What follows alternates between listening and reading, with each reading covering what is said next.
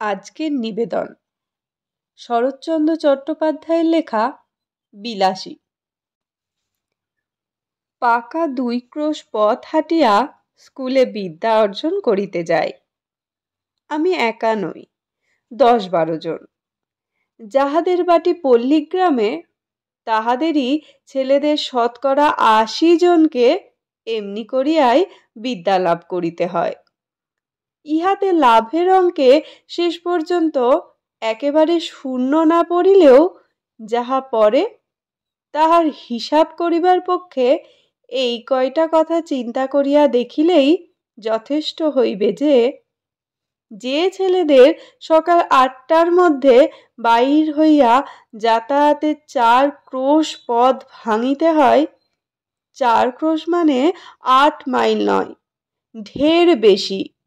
বর্ষার দিনে মাথার উপর মেঘের জল ও পায়ের নিচে 1 হাঁটু কাদা, এবং গ্রীষ্মের দিনে জলের বদলে কড়া সূর্য এবং কাদার বদলে ধুলার সাগর সাঁতার দিয়া স্কুল ঘর করিতে হয়।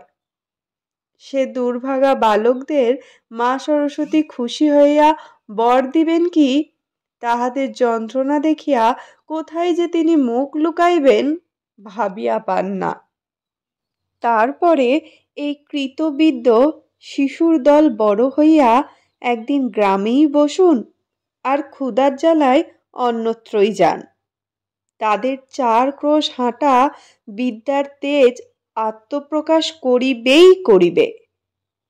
কেহ কেহ বলেন শুনিয়াছি, আচ্ছা, যাদের ক্ষুধার জ্বালা তাদের কথা না হয় নাই ধরিলাম, কিন্তু যাদের সে জ্বালা নাই তেমন সব ভদ্রলোকেই বা কি সুখে গ্রাম ছাড়িয়া পলায়ন করেন।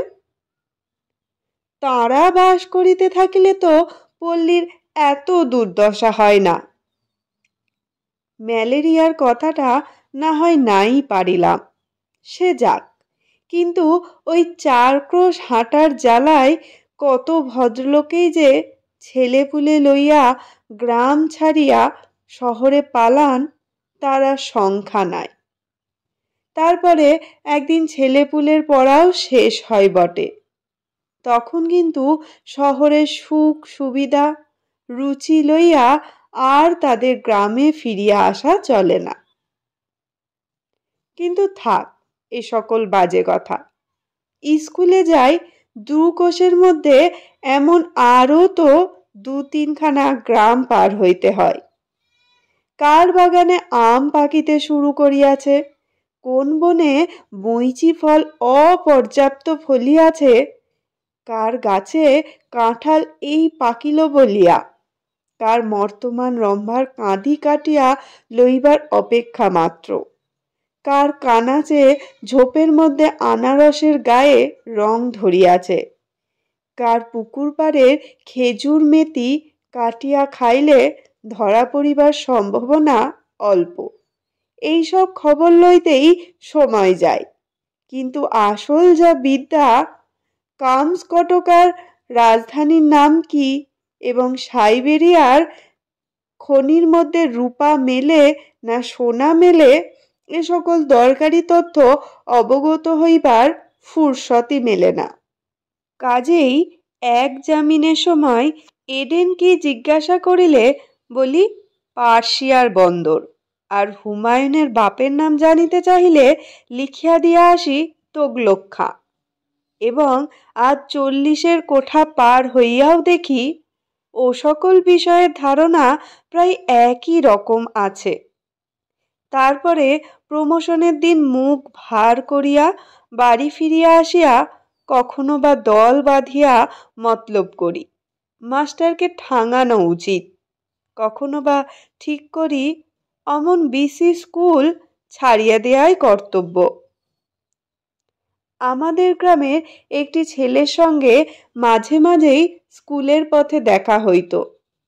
তার নাম ছিল মৃত্যুঞ্জয়। আমাদের চেয়ে সে বয়সে অনেক বড়, 3rd ক্লাসে পড়িত।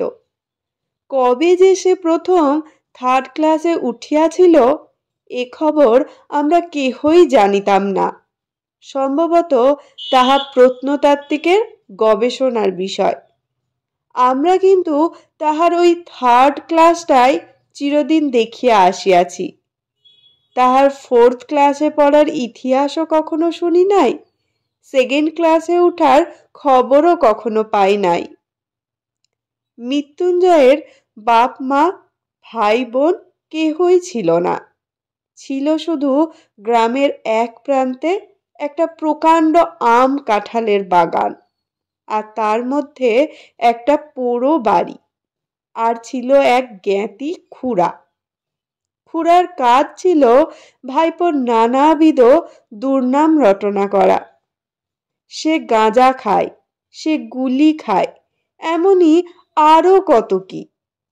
তার আর একটা কাজ ছিল বলিয়া বেড়ানো।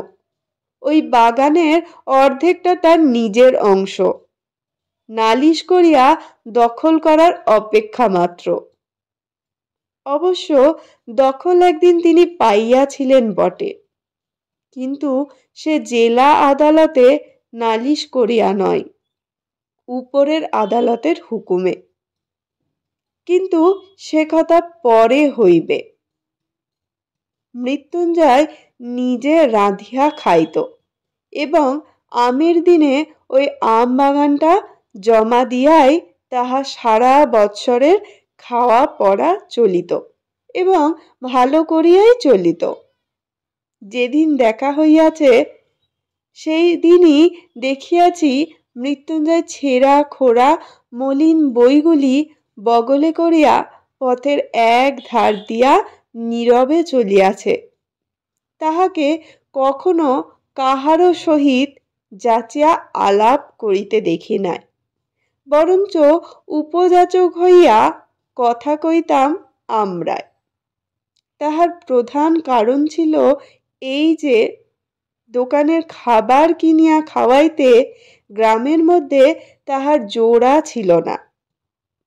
আর শুধু ছেলেরাই নয়, কত ছেলের বাপ কতবার যে গোপনে ছেলেকে দিয়া তাহার কাছে স্কুলের মাহিনা হারিয়া গিয়াছে, বই চুরি গিয়াছে ইত্যাদি বলিয়া টাকা আদায় করিয়া লইত, তাহা বলিতে পারি না। কিন্তু ঋণ স্বীকার করা তো দূরের কথা, ছেলে তাহার সহিত একটা কথা কইয়াছে এ কথাও কোনো বাপ ভদ্র সমাজে কবুল করিতে চাহিত না। গ্রামের মধ্যে মৃত্যুঞ্জয়ের ছিল এমনই সুনাম। অনেকদিন মৃত্যুঞ্জয়ের সহিত দেখা নাই। একদিন শোনা গেল সে মর, আর একদিন শোনা গেল মালোপাড়ার এক বুড়া মাল তাহার চিকিৎসা করিয়া এবং তাহার মেয়ে বিলাসী সেবা করিয়া মৃত্যুঞ্জয়কে জমের মুখ হইতে এ যাত্রা ফিরিয়া আনিয়াছে। অনেকদিন তাহার অনেক মিষ্টান্নের সদ্ব্যয় করিয়াছি। মনটা কেমন করিতে লাগিল। একদিন সন্ধ্যার অন্ধকারে লুকাইয়া তাহাকে দেখিতে গেলাম। তাহার পোড়ো বাড়িতে প্রাচীরের বালাই নাই। স্বচ্ছন্দে ভিতরে ঢুকিয়া দেখি ঘরের দরজা খোলা, বেশ উজ্জ্বল একটি প্রদীপ জ্বলিতেছে, আর ঠিক সুমুখেই তক্তপোষের উপর পরিষ্কার ধপধপে বিছানায় মৃত্যুঞ্জয় শুইয়া আছে। তাহার কঙ্কালসার দেহের প্রতি চাহিলেই বোঝা যায়। বাস্তবিক যমরাজ চেষ্টা ত্রুটি কিছু করেন নাই, তবে যে শেষ পর্যন্ত সুবিধা করিয়া উঠিতে পারেন নাই। সে কেবল ওই মেয়েটির জোরে। সে শিয়রে বসিয়া পাখার বাতাস করিতেছিল। অকস্মাৎ মানুষ দেখিয়া চমকিয়া উঠিয়া দাঁড়াইল। এই সেই বুড়া সাপুরের মেয়ে বিলাসী। তাহার বয়স 18 কি 28 ঠাওর করিতে পারিলাম না, কিন্তু মুখের প্রতি চাহিবা মাত্রই টের পাইলাম বয়স যাহাই হোক, খাটিয়া খাটিয়া আর রাত জাগিয়া জাগিয়া ইহা শরীরে আর কিচ্ছু নাই। ঠিক যেন ফুলদানিতে জল দিয়ে ভিজিয়া রাখা বাসি ফুলের মতো। হাত দিয়া এতটুকু স্পর্শ করিলে, এতটুকু নাড়াচাড়া করিতে গেলেই ঝরিয়া পড়িবে। মৃত্যুঞ্জয় আমাকে চিনতে পারিয়া বলিল, কে, ন্যাড়া? বলিলাম, হুঁ। মৃত্যুঞ্জয় কহিল, বসো। মেয়েটা ঘাড় হেঁট করিয়া দাঁড়াইয়া রহিল। মৃত্যুঞ্জয় 2-4টা কথাই যাহা কহিল, তাহার মর্ম এই যে প্রায় 1.5 মাস হইতে চলিল সে শয্যাগত। মধ্যে 10-15 দিন সে অজ্ঞান অচৈতন্য অবস্থায় পড়িয়াছিল। এই কয়েকদিন হইল সে লোক চিনতে পারিতেছে, এবং যদিচ এখনো সে বিছানা ছাড়িয়া উঠিতে পারে না, কিন্তু আর ভয় নাই। ভয় নাই থাকুক, কিন্তু ছেলে মানুষ হইলেও এটা বুঝিলাম, আজও যাহা শয্যা ত্যাগ করিয়া উঠিবার ক্ষমতা হয় নাই, সেই রোগীকে এই বনের মধ্যে একাকী যে মেয়েটি বাঁচাইয়া তুলিবার ভার লইয়াছিল, সে কত বড় গুরু ভার। দিনের পর দিন, রাত্রির পর রাত্রি তাহার কত সেবা, কত শুশ্রূষা, কত ধৈর্য, কত রাত জাগা, সে কত বড় সাহসের কাজ। কিন্তু যে বস্তুটি এই অসাধ্য সাধন করিয়া তুলিয়াছিল, তাহার পরিচয় যদিচ সেদিন পাই নাই, কিন্তু আর একদিন পাইয়াছিলাম। ফিরিবার সময় মেয়েটি আর একটি প্রদীপ লইয়া আমার আগে আগে ভাঙা প্রাচীরের শেষ পর্যন্ত আসিল। এতক্ষণ পর্যন্ত সে একটি কথাও কহে নাই। এইবার আস্তে আস্তে বলিল, রাস্তা পর্যন্ত তোমায় রেখে আসবো কি? বড় বড় আম গাছে সমস্ত বাগানটা যেন একটা জমাট অন্ধকারের মতো বোধ হইতেছিল। পথ দেখা তো দূরের কথা, নিজের হাতটা পর্যন্ত দেখা যায় না। বলিলাম, পৌঁছে দিতে হবে না, শুধু আলোটা দাও। সে প্রদীপটা আমার হাতে দিতেই তাহার উৎকণ্ঠিত মুখের চেহারাটা আমার চোখে পড়িল। আস্তে আস্তে সে বলিল, একলা যেতে ভয় করবে না তো? একটু এগিয়ে দিয়ে আসবো? মেয়ে মানুষ জিজ্ঞাসা করে, ভয় করবে না তো? সুতরাং মনে যাই থাক। প্রত্যুত্তরে শুধু একটা না বলিয়াই অগ্রসর হইয়া গেলাম। সে পুনরায় কহিল, বন জঙ্গলের পথ, একটু দেখে দেখে পা ফেলে যেও। সর্বাঙ্গে কাঁটা দিয়া উঠিল, কিন্তু এতক্ষণে বুঝিলাম উদ্বেগটা তাহার কিসের জন্য, এবং কেন সে আলো দেখাইয়া এই বনের পথটা পার করিয়া দিতে চাইতেছিল। হয়তো সে নিষেধ শুনিত না, সঙ্গেই যাইত, কিন্তু পীড়িত মৃত্যুঞ্জয়কে একাকী ফেলিয়া যাইতেই বোধ করি তাহার শেষ পর্যন্ত মন সরিল না। 20-25 বিঘার বাগান, সুতরাং পথটা কম নয়।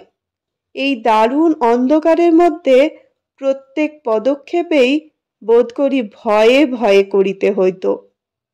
কিন্তু পরক্ষণেই মেয়েটির কথাতেই সমস্ত মন এমনই আচ্ছন্ন হইয়া রহিল যে ভয় পাইবার আর সময় পাইলাম না। কেবল মনে হইতে লাগিল, একটা মৃতকল্প রোগী লইয়া থাকা কত কঠিন। মৃত্যুঞ্জয় তো যে কোনো মুহূর্তেই মরিতে পারিত। তখন সমস্ত রাত্রি এই বনের মধ্যে মেয়েটি একাকী কি করিত? কেমন করিয়াই তাহা সে রাতটা কাটিত? এই প্রসঙ্গে অনেকদিন পরের একটা কথা আমার মনে পড়ে। এক আত্মীয়ের মৃত্যুকালে আমি উপস্থিত ছিলাম। অন্ধকার রাত্রি, বাটিতে ছেলে পুলে চাকর বাকর নাই। ঘরের মধ্যে শুধু তার সদ্য বিধবা স্ত্রী আর আমি। তার স্ত্রী তো শোকের আবেগে দাপাদাপি করিয়া এমন কাণ্ড করিয়া তুলিলেন যে ভয় হইল তাহারও প্রাণটা বুঝি বাহির হইয়া যাইবা। কাঁদিয়া কাঁদিয়া বারবার আমাকে প্রশ্ন করিতে লাগিলেন। তিনি স্বেচ্ছায় যখন সহমরণে যাইতে চাহিতেছেন তখন সরকারের কি? তার যে আর তিলার্ধ বাঁচিতে স্বাদ নাই। এ কি তাহারা বুঝিবে না? তাহাদের ঘরে কি স্ত্রী নাই? তাহারা কি পাষাণ? আর এই রাত্রেই গ্রামের 5 জনে যদি নদীর তীরের কোনো একটা জঙ্গলের মধ্যে তাঁর সহমরণে জোগাড় করিয়া দেয় তো পুলিশের লোক জানবে কি করিয়া? এমনই কত কি। কিন্তু আমার তো আর বসিয়া বসিয়া তার কান্না শুনিলেই চলে না। পাড়ায় খবর দেয়া চাই, অনেক জিনিস জোগাড় করা চাই। কিন্তু আমার বাহিরে যাইবার প্রস্তাব শুনিয়াই তিনি প্রকৃতিস্থ হইয়া উঠিলেন। চোখ মুছিয়া বলিলেন, ভাই, যা হবার সে তো হইয়াছে, আর বাইরে গিয়ে কি হইবে? রাতটা কাটুক না। বলিলাম, অনেক কাজ, না গেলেই যে নয়। তিনি বলিলেন, হোক কাজ, তুমি বসো। বলিলাম, বসলে চলবে না, একবার খবর দিতেই হইবে। বলিয়া পা বাড়াইবা মাত্রেই তিনি চিৎকার করিয়া উঠিলেন, ওরে বাপরে, আমি একলা থাকতে পারবো না। কাজেই আবার বসিয়া পড়িতে হইল। কারণ তখন বুঝিলাম যে স্বামী জ্যান্ত থাকিতে তিনি নির্ভয়ে 25 বৎসর একাকী ঘর করিয়াছেন, তার মৃত্যুটা যদি বা সহে, তার মৃতদেহটা এই অন্ধকার রাত্রে 5 মিনিটের জন্য স্ত্রীর সহিবে না। বুক যদি কিছুতে ফাটে তো সে এই মৃত স্বামীর কাছে একলা থাকিলে। কিন্তু দুঃখটা তাহার তুচ্ছ করিয়া দেখানো আমার উদ্দেশ্য নহে, কিংবা তা খাঁটি নয় একথা বলাও আমার অভিপ্রায় নহে, কিংবা একজনের ব্যবহারেই তাহার চূড়ান্ত মীমাংসা হইয়া গেল তাহাও নয়। কিন্তু এমন আরো অনেক ঘটনা জানি, যাহার উল্লেখ না করিয়াও আমি এই কথা বলিতে চাই যে শুধু কর্তব্যজ্ঞানের জোরে অথবা বহুকাল ধরিয়া একসঙ্গে ঘর করার অধিকারেই এই ভয়টাকে কোনো মেয়ে মানুষই অতিক্রম করিতে পারে না। ইহা আর একটা শক্তি, যাহা বহু স্বামী স্ত্রী 100 বৎসর একত্রে ঘর করার পরেও হয়তো তাহার কোনো সন্ধানই পায় না। কিন্তু সহসা সেই শক্তির পরিচয় যখন কোনো নরনারীর কাছে পাওয়া যায়, তখন সমাজের আদালতে আসামি করিয়া তাহাদের দণ্ড দেওয়ার আবশ্যক যদি হয় তো হোক। কিন্তু মানুষের যে বস্তুটি সামাজিক নয়, সে নিজে যে ইহাদের দুঃখে গোপনে অশ্রু বিসর্জন না করিয়া কোনো মতেই থাকিতে পারে না। প্রায় মাস 2 মৃত্যুঞ্জয়ের খবর লই নাই। যাহারা পল্লীগ্রাম দেখেন নাই, কিংবা ওই রেলগাড়ির জানলার মুখ বাড়াইয়া দেখিয়াছেন, তাহারা হয়তো সবিস্ময়ে বলিয়া উঠিবেন, এ কেমন কথা? এ কি কখনো সম্ভব হইতে পারে যে অত বড় অসুখটা চোখে দেখিয়া আসিয়াও মাস 2 আর তার খবর নাই? তাহাদের অবগতির জন্য বলা আবশ্যক যে এ শুধু সম্ভব নয়, এই হইয়া থাকে। একজনের বিপদে পাড়া শুদ্ধ ঝাঁক বাঁধিয়া উপুর হইয়া পড়ে, এ যে একটা জনশ্রুতি আছে, জানি না তাহা সত্যযুগের পল্লীগ্রামে ছিল কিনা। কিন্তু একালে তো কোথাও দেখিয়াছি বলিয়া মনে করিতে পারি না। তবে তাহার মরার খবর যখন পাওয়া যায় নাই, তখন সে যে বাঁচিয়া আছে এ ঠিক। এমনই সময়ে হঠাৎ একদিন কানে গেল, মৃত্যুঞ্জয়ের সেই বাগানের অংশীদার খুড়া তোলপাড় করিয়া বেড়াইতেছে যে, গেল গেল, গ্রামটা এবার রসাতলে গেল। নালতের মিত্তির বলিয়া সমাজে আর তার মুখ বাহির করিবার জো রহিল না।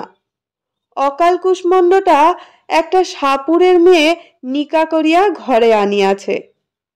আর শুধু নিকা নয়, তাও না হয় চুলোয় যাক, তাহার হাতে ভাত পর্যন্ত খাইতেছে। গ্রামে যদি ইহা শাসন না থাকে তো বনে গিয়া বাস করিলেই তো হয়। করলা হরিপুরের সমাজ একথা শুনিলে যে, ইত্যাদি ইত্যাদি। তখন ছেলে বুড়ো সকলের মুখেই ওই এক কথা, এ হইল কি? কলি কি সত্যই উল্টাইতে বসিল? খুড়া বলিয়া বেড়াইতে লাগিলেন, এ যে ঘটিবে তিনি অনেক আগেই জানিতেন। তিনি শুধু তামাশা দেখিতেছিলেন, কোথাকার জল কোথায় গিয়া মরে। নইলে পর নয়, প্রতিবেশী নয়, আপনার ভাইপো। তিনি কি বাড়ি লইয়া যাইতে পারিতেন না? তাহার কি ডাক্তার বৈদ্য দেখাইবার ক্ষমতা ছিল না? তবে কেন যে করেন নাই এখন দেখুক সবাই। কিন্তু আর তো চুপ করিয়া থাকা যায় না। এ যে মিত্তির বংশের নাম ডুবিয়া যায়, গ্রামের যে মুখ পড়ে। তখন আমরা গ্রামের লোক মিলিয়া যে কাজটা করিলাম, তাহা মনে করিলে আমি আজও লজ্জায় মরিয়া যাই। খুড়া চলিলেন নালতের মিত্তির বংশের অভিভাবক হইয়া, আর আমরা 10-12 জন সঙ্গে চলিলাম গ্রামের বদন দগ্ধ না হয় এই জন্য। মৃত্যুঞ্জয়ের পোড়ো বাড়িতে গিয়া যখন উপস্থিত হইলাম, তখন সবে মাত্র সন্ধ্যা হইয়াছে। মেয়েটি ভাঙা বারান্দার একধারে রুটি গড়িতেছিল। অকস্মাৎ লাঠি সোটা হাতে এতগুলি লোককে উঠানের উপর দেখিয়া ভয়ে নীল বর্ণ হইয়া গেল। খুড়ো ঘরের মধ্যে উঁকি মারিয়া দেখিলেন মৃত্যুঞ্জয় শুইয়া আছে। চট করিয়া শিকলটা টানিয়া দিয়া সেই ভয়ে মৃতপ্রায় মেয়েটিকে সম্ভাষণ শুরু করিলেন। বলা বাহুল্য, জগতের কোনো খুড়া কোনো কালে বোধ করি ভাইপোর স্ত্রীকে ওরূপ সম্ভাষণ করে নাই। সে এমনই যে মেয়েটি হীন সাপুরের মেয়ে হইয়াও তাহা সহিতে পারিল না। চোখ তুলিয়া বলিল, বাবা আমারে বাবুর সাথে নিকে দিয়েছে জানো? খুড়ো বলিলেন, তবে রে, ইত্যাদি ইত্যাদি, এবং সঙ্গে সঙ্গে 10-12 জন বীর দর্পে হুঙ্কার দিয়া তাহার ঘাড়ে পড়িল। কেহ ধরিল চুলের মুঠি, কেহ ধরিল কান, কেহ ধরিল হাত দুটো, এবং যাহাদের সে সুযোগ ঘটিল না তাহারাও নিশ্চেষ্ট হইয়া রহিল না।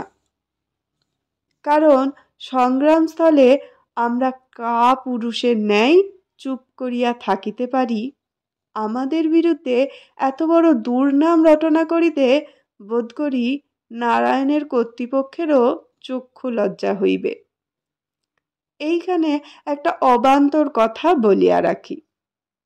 শুনিয়াছি নাকি বিলাত প্রভৃতি ম্লেচ্ছ দেশে পুরুষদের মধ্যে একটা কুসংস্কার আছে, স্ত্রীলোক দুর্বল এবং নিরুপায় বলিয়া তাহার গায়ে হাত তুলিতে নাই। এ আবার একটা কি কথা? সনাতন হিন্দু এ কুসংস্কার মানে না। আমরা বলি, যাহারি গায়ে জোর নাই তাহারই গায়ে হাত তুলিতে পারা যায়, তা সে নর নারী যাই হোক না কেন। মেয়েটি প্রথমেই সেই যা একবার আর্তনাদ করিয়া উঠিয়াছিল, তারপরে একেবারে চুপ করিয়া গেল। কিন্তু আমরা যখন তাহাকে গ্রামের বাহিরে রাখিয়া আসিবার জন্য হিচড়াইয়া লইয়া চলিলাম, তখন সে মিনতি করিয়া বলিতে লাগিল, বাবুরা, আমাকে একটি বার ছেড়ে দাও, আমি রুটিগুলো ঘরে দিয়ে আসি, বাইরে শিয়াল কুকুরে খেয়ে যাবে, রোগা মানুষ সমস্ত রাত খেতে পাবে না। মৃত্যুঞ্জয় রুগ্ন, ঘরের মধ্যে পাগলের মতো মাথা কুটিতে লাগিল, দ্বারে পদাঘাত করিতে লাগিল এবং শ্রাব্য অশ্রাব্য বহুবিধ ভাষা প্রয়োগ করিতে লাগিল। কিন্তু আমরা তাহাতে তিলার্ধ বিচলিত হইলাম না। স্বদেশের মঙ্গলের জন্য সমস্ত অকাতরে সহ্য করিয়া তাহাকে হিড়হিড় করিয়া টানিয়া লইয়া চলিলাম বলিতেছি, কেননা আমিও বরাবর সঙ্গে ছিলাম। কিন্তু কোথায় আমার মধ্যে একটুখানি দুর্বলতা ছিল, আমি তাহার গায়ে হাত দিতে পারি নাই, বরঞ্চ কেমন যেন কান্না পাইতে লাগিল। সে যে অত্যন্ত অন্যায় করিয়াছে এবং তাহাকে গ্রামের বাহির করাই উচিত বটে, কিন্তু এটাই যে আমরা ভালো কাজ করিতেছি সেও কিছুতে মনে করিলাম না। কিন্তু আমার কথা যাক, আপনারা মনে করিবেন না পল্লীগ্রামে উদারতার একান্ত অভাব, মোটেই না। বরঞ্চ বড়লোক হইলে আমরা এমন সব ঔদার্য প্রকাশ করি যে শুনিলে আপনারা অবাক হইয়া যাইবেন।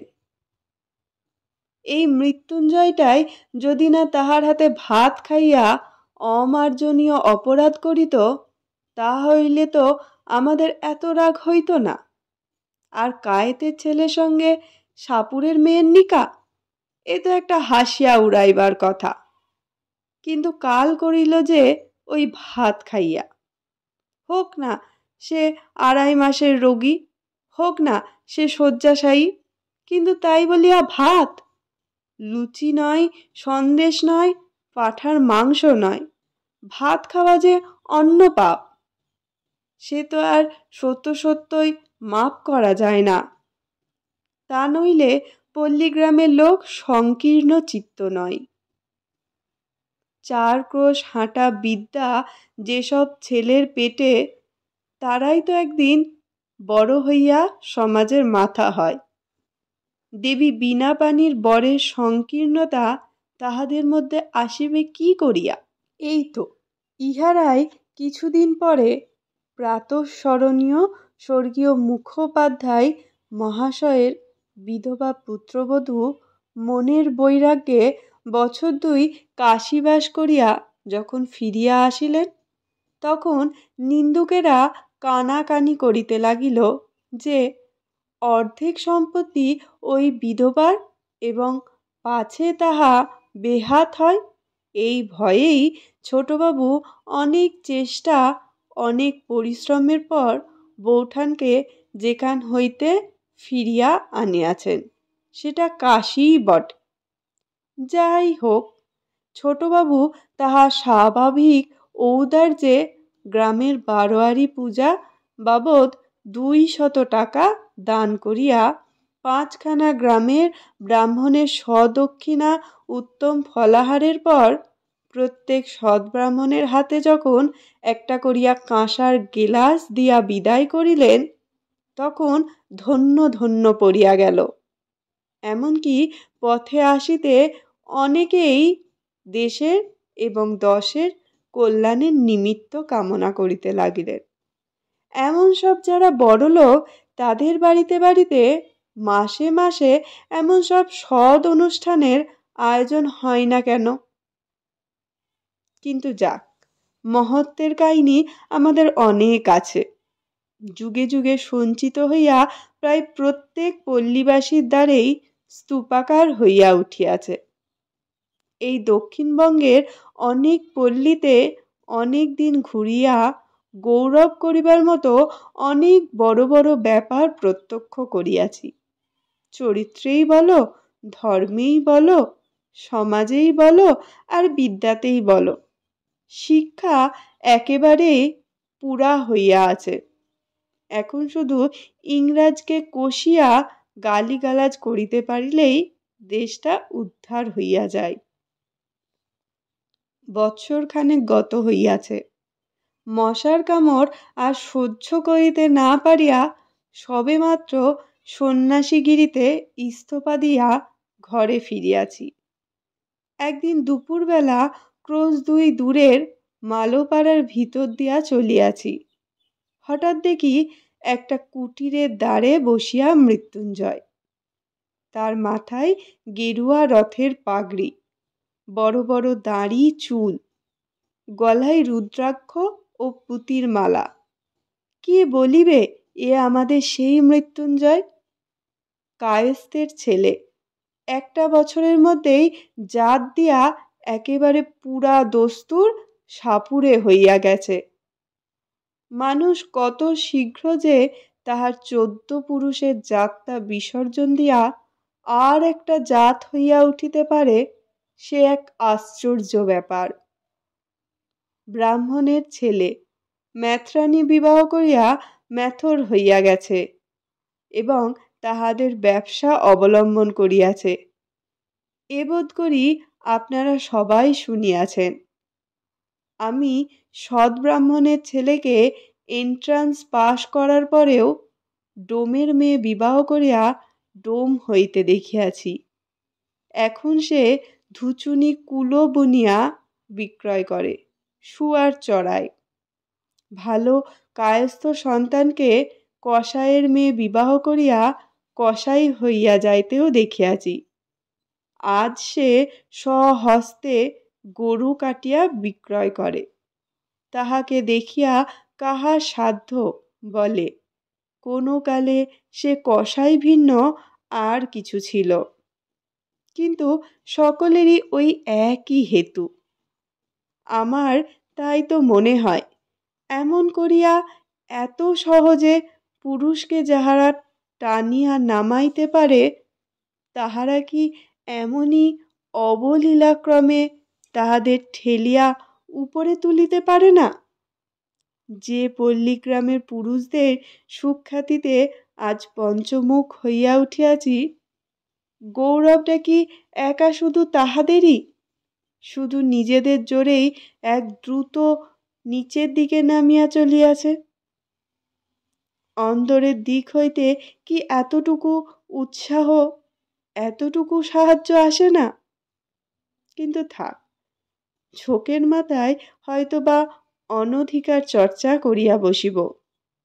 কিন্তু আমার মুশকিল হইয়াছে এই যে আমি কোনো মতেই ভুলিতে পারি না, দেশের 90 জন নরনারী ওই পল্লীগ্রামের মানুষ, এবং সেই জন্য কিছু একটা আমাদের করা চাই।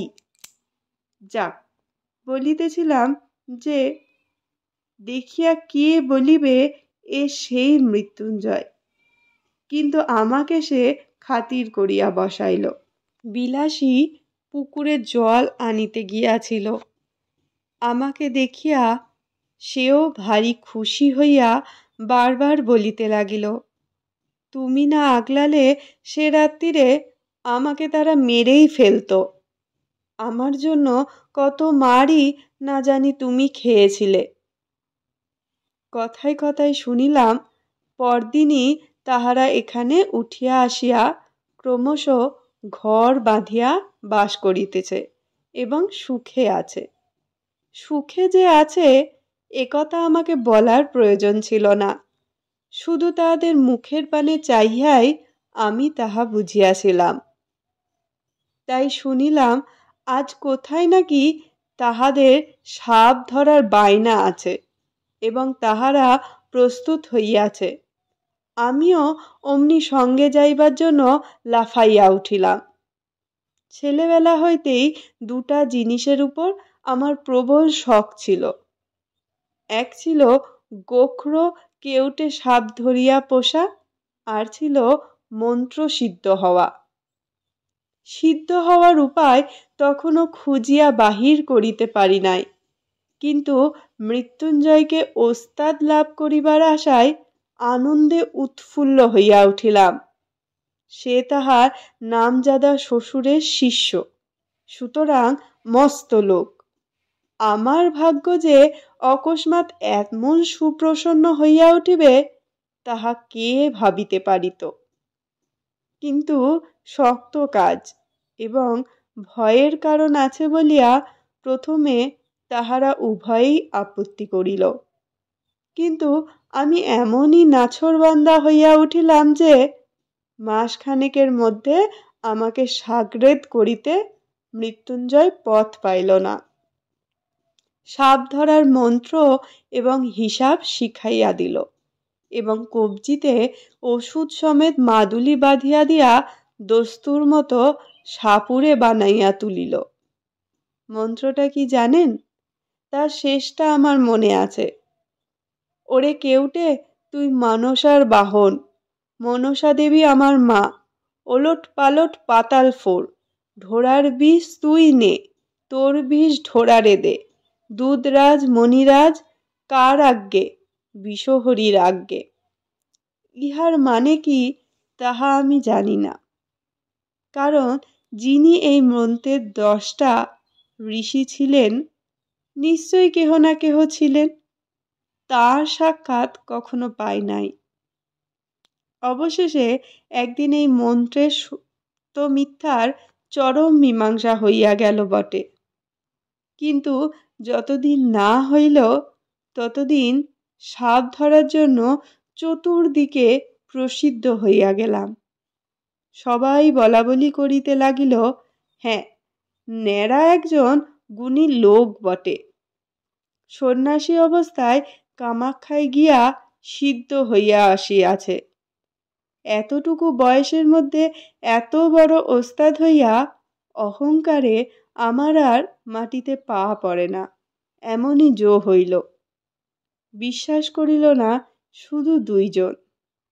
আমার গুরু যে, সে তো ভালো মন্দ কোনো কথাই বলিত না, কিন্তু বিলাসী মাঝে মাঝে মুখ টিপিয়া হাসিয়া বলিত, ঠাকুর, এসব ভয়ঙ্কর জানোয়ার, একটু সাবধানে নাড়াচাড়া করো। বস্তুত বিষ দাঁত ভাঙা, সাপের মুখ হইতে বিষ বাহির করা প্রভৃতি কাজগুলো এমনই অবহেলার সহিত করিতে শুরু করিয়াছিলাম যে সেসব মনে পড়িলে আমার আজও গা কাঁপে। আসল কথা হইতেছে এই যে সাপ ধরাও কঠিন নয়, এবং ধরা সাপ 2-4 দিন হাঁড়িতে পুড়িয়া রাখার পরে তাহার বিষ দাঁত ভাঙাই হোক আর নাই হোক, কিছুতেই কামড়াইতে চাহে না। চক্র তুলিয়া কামড়াইবার ভান করে, ভয় দেখায়, কিন্তু কামড়ায় না। মাঝে মাঝে আমাদের গুরু শিষ্যের সহিত বিলাসী তর্ক করিত। সাপুড়েদের সবচেয়ে লাভের ব্যবসা হইতেছে শিকড় বিক্রি করা, যা দেখাইবা মাত্র সাপ পলাইতে পথ পায় না। কিন্তু তার পূর্বে সামান্য একটু কাজ করিতে হইত। যে সাপটা শিকড় দেখিয়া পলাইবে তাহার মুখে একটা লোহার শিক পুরাইয়া বার কয়েক ছ্যাঁকা দিতে হয়। তারপরে তাহাকে শিকড়ি দেখানো হোক আর একটা কাঠি দেখানো হোক, সে যে কোথায় পালাইবে ভাবিয়া পথ পায় না। এই কাজটার বিরুদ্ধে বিলাসী ভয়ানক আপত্তি করিয়া মৃত্যুঞ্জয়কে বলিত, এমন করিয়া মানুষ ঠকাইও না। মৃত্যুঞ্জয় কহিত, সবাই করে, এতে দোষ কি? বিলাসী বলিত, করুক গে সবাই, আমাদের তো খাবার ভাবনা নেই, আমরা কেন মিছামিছি লোক ঠকাতে যাই? আর একটা জিনিস আমি বারবার লক্ষ্য করিয়াছি, সাপ ধরার বায়না আসিলেই বিলাসী নানা প্রকারে বাধা দিবার চেষ্টা করিত। আজ শনিবার, আজ মঙ্গলবার, এমনই কত কি। মৃত্যুঞ্জয় উপস্থিত না থাকিলে সে তো একেবারেই ভাগাইয়া দিত। কিন্তু উপস্থিত থাকিলে মৃত্যুঞ্জয় নগদ টাকার লোভ সামলাইতে পারিত না। আর আমার তো একরকম নেশার মতো হইয়া গিয়াছিল। নানা প্রকারে তাহাকে উত্তেজিত করিতে চেষ্টা ত্রুটি করিতাম না। বস্তুত ইহার মধ্যে মজা ছাড়া ভয় যে কোথাও ছিল সে আমাদের মনেই স্থান পাইত না। কিন্তু এই পাপের দণ্ড আমাকে একদিন ভালো করিয়াই দিতে হইল। সেদিন কোষ দেড়েক দূরে এক গোয়ালের বাড়ি সাপ ধরিতে গিয়াছি। বিলাসী বরাবরই সঙ্গে যাইত, আজও সঙ্গে ছিল। মেটে ঘরের মেঝে খানিকটা খুঁড়তেই একটা গর্তের চিহ্ন পাওয়া গেল। আমরা কেহই লক্ষ্য করি নাই, কিন্তু বিলাসী সাপুরের মেয়ে। সে হেঁট হইয়া কয়েক টুকরো কাগজ তুলিয়া লইয়া আমাকে বলিল, ঠাকুর একটু সাবধানে খুঁড়ো, সাপ একটা নয়, এক জোড়া তো আছে বটেই, হয়তোবা বেশিও থাকতে পারে। মৃত্যুঞ্জয় বলিল, এরা যে বলে একটাই এসে ঢুকেছে। একটাই দেখতে পাওয়া গেছে। বিলাসী কাগজ দেখাইয়া কইল, দেখছো না, বাসা করেছিল।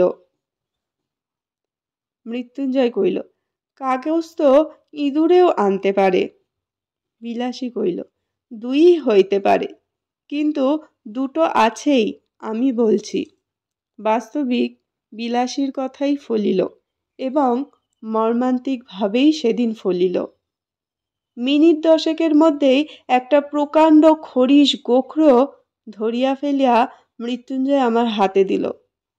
কিন্তু সেটাকে ঝাঁপির মধ্যে পুরিয়া ফিরিতে না ফিরিতেই মৃত্যুঞ্জয় উহ করিয়া নিঃশ্বাস ফেলিয়া বাহিরে আসিয়া দাঁড়াইল। তার হাতের উল্টা পিঠটা দিয়া ঝরঝর করিয়া রক্ত পড়িতেছিল। প্রথমটা সবাই যেন হতবুদ্ধি হইয়া গেলাম, কারণ সাপ ধরিতে গেলে সে পলাইবার জন্য ব্যাকুল না হইয়া বরঞ্চ গর্ত হইতে এক হাত মুখ বাহির করিয়া দংশন করে, এমন অভাবনীয় ব্যাপার জীবনে এই একটিবার মাত্রই দেখিয়াছি। পরক্ষণে বিলাসী চিৎকার করিয়া ছুটিয়া গিয়া আঁচল দিয়া তাহার হাতটা বাঁধিয়া ফেলিল, এবং যত রকমের শিকড় বাকড় সে সঙ্গে আনিয়াছিল সমস্তই তাহাকে চিবাইতে দিল। মৃত্যুঞ্জয়ের নিজের মাদুলি তো ছিলই, তার উপরে আমার মাদুলিটাও খুলিয়া তাহার হাতে বাঁধিয়া দিলাম। আশা বিষ ইহার ঊর্ধ্বে আর উঠিবে না, এবং আমার সেই বিষহরীর আজ্ঞে মন্ত্রটা সতেজে বারবার আবৃত্তি করিতে লাগিলাম। চতুর্দিকে ভিড় জমিয়া গেল, এবং অঞ্চলের মধ্যে যেখানে যত গুণী ব্যক্তি আছেন সকলকে খবর দিবার জন্য দিকে দিকে লোক ছুটিল। বিলাসীর বাপকেও সংবাদ দিবার জন্য লোক গেল। আমার মন্ত্র পড়ার আর বিরাম নাই, কিন্তু ঠিক সুবিধা হইতেছে বলিয়া মনে হইল না। তথাপি আবৃত্তি সমভাবেই চলিতে লাগিল। কিন্তু মিনিট 15-20 পরেই যখন মৃত্যুঞ্জয় একবার বমি করিয়া নাকে কথা কইতে শুরু করিয়া দিল, তখন বিলাসী মাটির উপরে একেবারে আছাড় খাইয়া পড়িল। আমিও বুঝিলাম আমার বিষহরীর দোহাই বুঝিবা আর খাটে না। নিকটবর্তী আরও 2-4 জন ওস্তাদ আসিয়া পড়িলেন, এবং আমরা কখনো বা একসঙ্গে, কখনো বা আলাদা 33 কোটি দেবদেবীর দোহাই পাড়িতে লাগিলাম। কিন্তু বিষ দোহাই মানিল না। রোগীর অবস্থা ক্রমেই মন্দ হইতে লাগিল।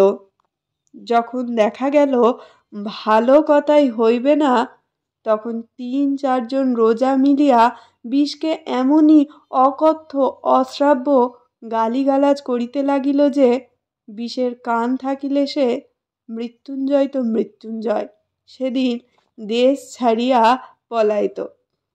কিন্তু কিছুতেই কিছু হইল না।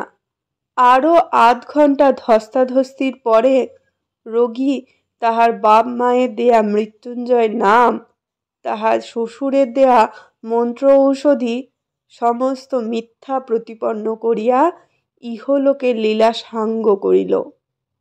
বিলাসী তাহার স্বামীর মাথাটা কোলে করিয়া বসিয়াছিল, সে যেন একেবারে পাথর হইয়া গেল। যাক, তাহার দুঃখের কাহিনীটা আর বাড়াইব না, কেবল এইটুকু বলিয়া শেষ করিব যে সে 7 দিনের বেশি বাঁচিয়া থাকাটা সহিতে পারিল না। আমাকে শুধু একদিন বলিয়াছিল, ঠাকুর, আমার মাথার দিব্যি রইল, এসব তুমি আর কখনো করো না।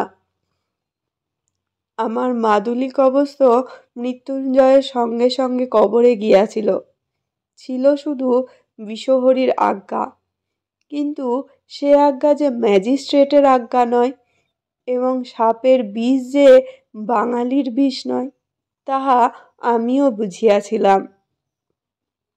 একদিন গিয়া শুনিলাম ঘরে তো বিষের অভাব ছিল না, বিলাসী আত্মহত্যা করিয়া মরিয়াছে, এবং শাস্ত্রমতে সে নিশ্চয় নরকে গিয়াছে। কিন্তু যেখানেই যাক, আমার নিজের যখন যাইবার সময় আসিবে, তখন ঐরূপ কোনো একটা নরকে যাওয়ার প্রস্তাবে পিছাইয়া দাঁড়াইব না, এইমাত্র বলিতে পারি।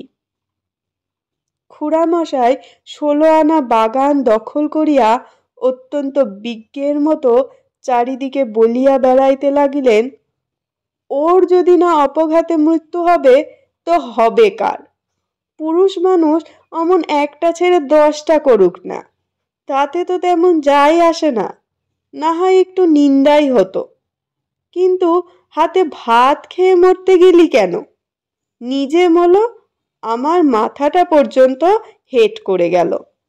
না পেলে 1 ফোঁটা আগুন, না পেলে একটা পিণ্ডি, না হলো একটা ভুজ্জি উচ্ছুণ্ড। গ্রামের লোক এক বাক্যে বলিতে লাগিল, তাহাতে আর সন্দেহ কি?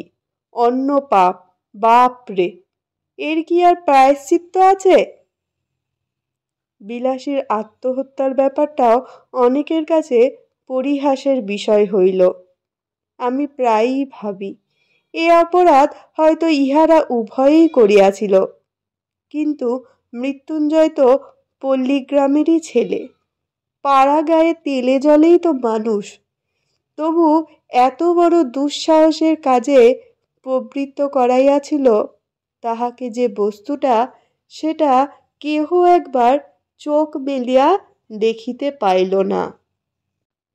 আমার মনে হয় দেশের নরনারীর মধ্যে পরস্পরের হৃদয় জয় করিয়া বিবাহ করিবার রীতি নাই, বরঞ্চ তাহার নিন্দা সামগ্রী।